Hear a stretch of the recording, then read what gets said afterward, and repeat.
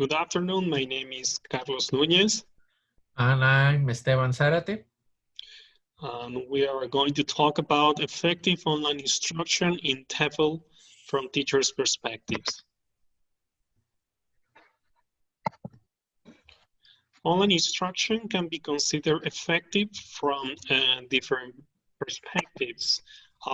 School authorities, students' beliefs of what effective online instruction is, and teachers' beliefs. So why is it important to take into account teachers' beliefs?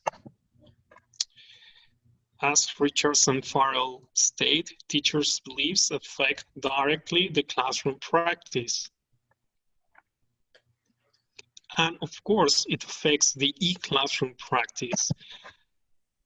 And the main question of, the main research question is, as an online instructor, how would you define online instruction? Our study was carried out in the online BA in TEFL. We have 5 participants, and the participant selection criteria was 10 or more years of experience. We have Ellen, Debbie, James, and Chris. Their names were changed, of course. And the data collection methods were interviews and asynchronous online classroom observations.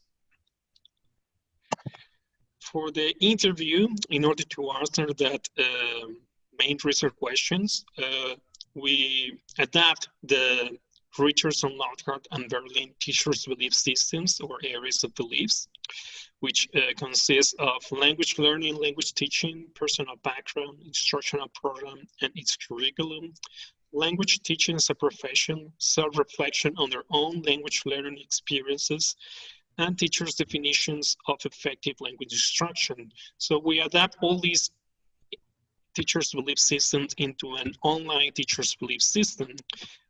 And we have the online learning, online teaching, personal background, instructional program and its curriculum, online teaching as a profession, self-reflection on their own online experiences, and teachers' definition of effective online instruction.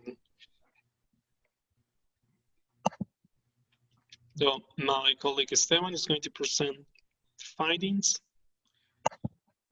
Here, some of the findings, all of the findings were categorized into general topics, and within those general topics, they have its own subcategories. So the first one, beliefs about online teaching training courses, is composed by 3 subcategories. Personal conceptions of online teaching. Here, the main emphasis is transmitting knowledge through the use of computers and platforms, which involves distance, meaningful guidance, and autonomy. The second subcategory, issues of online teaching for facilitators. Here, there are 2 main aspects to consider: the complexity of personalized instruction and the necessity of online education nowadays. And the third subcategory, students' role expected in an online program or platform. Here, autonomy and time management and being active are 2 expected characteristics of students. And now we are going to check some of the interviewees' comments. For instance, Debbie, regarding personal conception of online teaching, declared that when you want to transmit some knowledge and make sure this can be applied, but you do it by means of the internet or an online platform. For Chris, according to issues of online teaching, he says that people who need the preparation but who are unable to be here, for example, who are only able to take it online because of the distance, and also the aim, they don't have that time. It's like the good possibility, the good chance for those type of people to have this kind of education. Next. According to students' role expected, Kate says that she expects to see autonomy as well as being autonomous to be proactive, and also that they have time management skills. Now, with the second general category, beliefs about online teaching, it has 4 subcategories.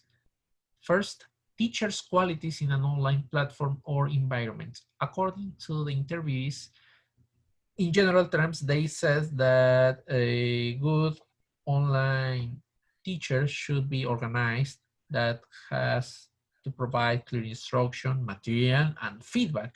Also to be patient, flexible, and keen on implementing technologies. The second subcategory, teaching approaches adopted by online facilitators. Here, the main emphasis is that students apply knowledge in their teaching context.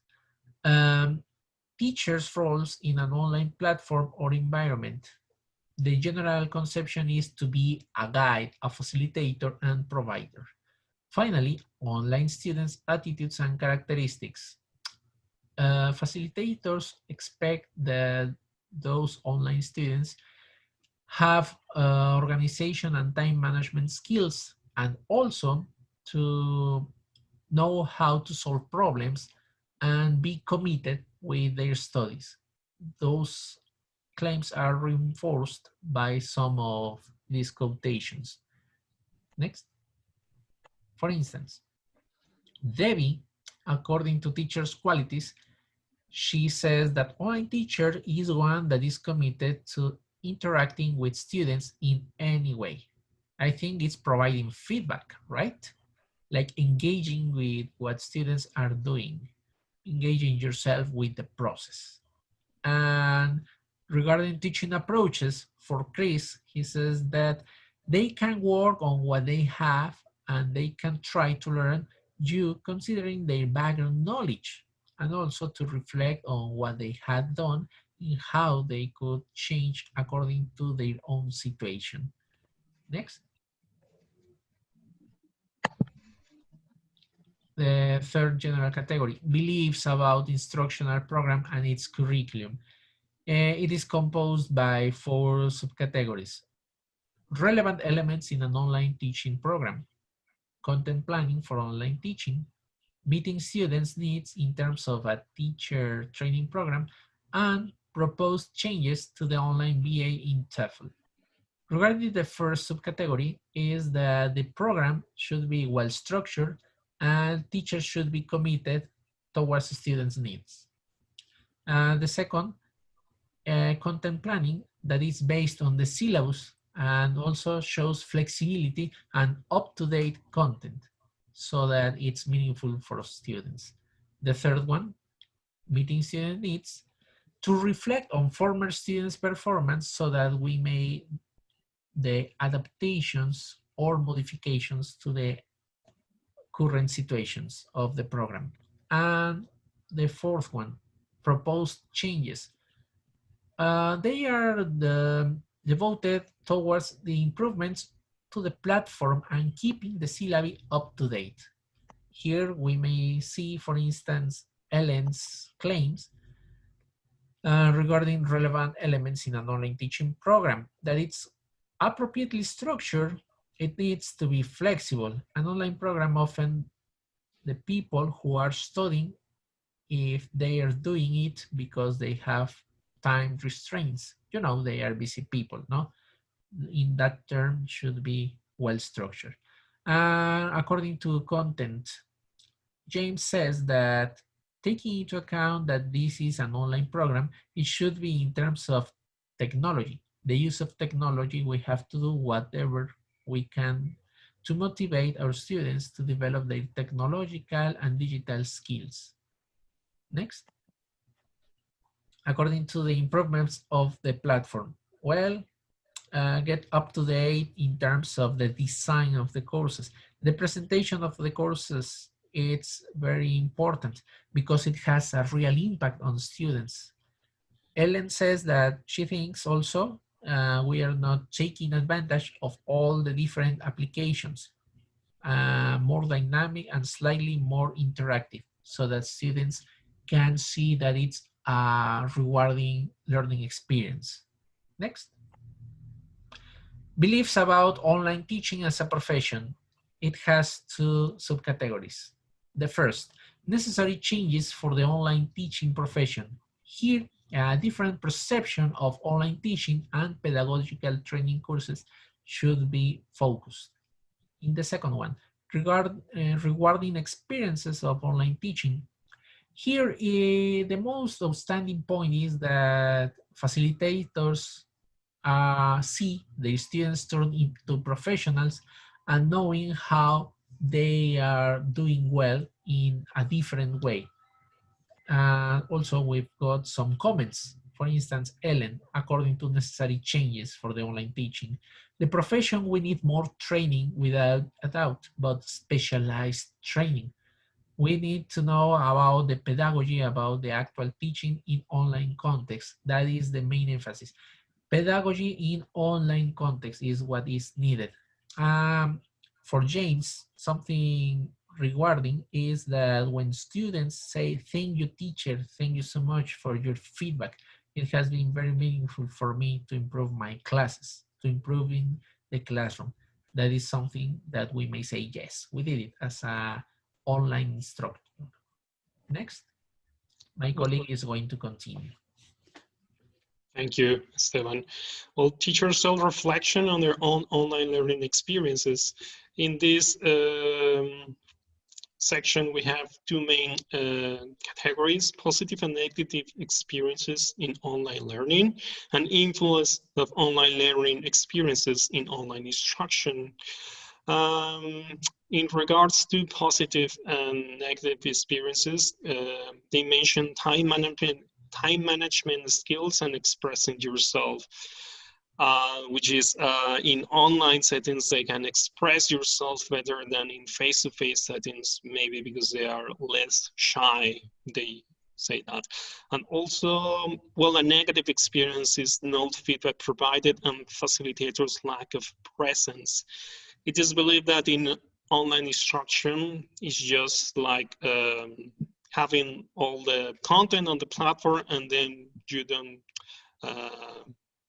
follow up your students' progress, but that's not true. That's another kind of instruction or online courses. But for this one, it's not the aim. And then we have the influence of learning experiences, understanding the student issues, rethinking the amount of activities and the availability of material. In terms of understanding students' issues is like when they may have connection issues, they may have problems with meeting the deadlines.